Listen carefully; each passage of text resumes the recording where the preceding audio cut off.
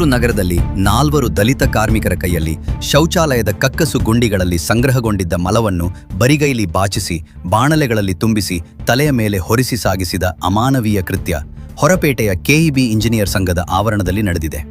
ಗುರುವಾರ ಸಂಜೆ ನಗರದ ಹೊರಪೇಟೆ ಮುಖ್ಯ ರಸ್ತೆಯಲ್ಲಿ ಬೆಸ್ಕಾಂ ಕಚೇರಿಗಳ ಸಮುಚ್ಚಯದ ಎದುರು ಇರುವ ಕೆಇಬಿ ಇಂಜಿನಿಯರುಗಳ ಸಂಘದ ಆವರಣದಲ್ಲಿರುವ 2 ಕಕ್ಕಸು ಗುಂಡಿಗಳಲ್ಲಿ ತುಂಬಿ ಭರ್ತಿಯಾಗಿದ್ದ ಘನಮಲವನ್ನು 4 ಯುವಕರು ಯಾವುದೇ ಗ್ಲೌಸ್, ಮಾಸ್ಕ್, ಗಮ್ ಬೂಟ್ಗಳಂಥ ಸುರಕ್ಷಾ ಸಾಧನಗಳಿಲ್ಲದೆ ಬರಿಗಾಲಿನಲ್ಲಿ ನಿಂತು ಗುದ್ದಲಿ ಹಿಡಿದು ಬಾಣಲೆಗಳಲ್ಲಿ ತುಂಬಿಸಿ ಅಲ್ಲೇ ನಿಲ್ಲಿಸಿಕೊಂಡಿದ್ದ ಟ್ರ್ಯಾಕ್ಟರ್ ಒಂದಕ್ಕೆ ತುಂಬುತ್ತಿದ್ದರು.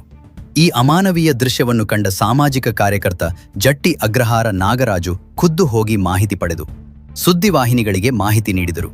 ಕೆಇಬಿ ಇಂಜಿನಿಯರುಗಳ ಸಂಘದಲ್ಲಿ 2 ಸಭಾಂಗಣಗಳಿವೆ.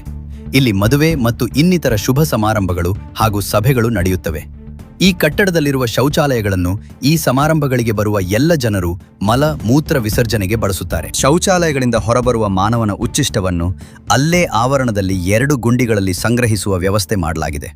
ಈ ಗುಂಡಿಗಳು ತುಂಬಿದಾಗ ಖಾಲಿ ಮಾಡಿಸುವ ಪುರಾತನ ಹಾಗೂ ಈಗಾಗಲೇ ಕಾನೂನು ಪ್ರಕಾರ ರದ್ದುಪಡಿಸಿರುವ ಪದ್ಧತಿಯನ್ನು ಕೆಇಬಿ ಇಂಜಿನಿಯರ್ಗಳ ಸಂಘ ಅನುಸರಿಸುತ್ತಿದೆ ಎಂಬುದು ಈ ಘಟನೆಯಿಂದ ಸಾಬೀತಾಗಿದೆ.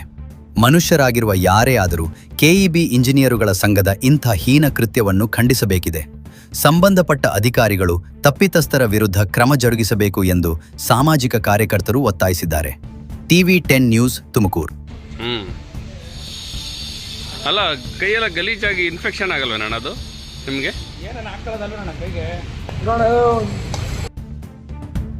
ಕ್ಷಣ ಕ್ಷಣದ ಸುದ್ದಿಗಾಗಿ ನೋಡ್ತಾ ಇರಿ TV10 ಕನ್ನಡ ನ್ಯೂಸ್.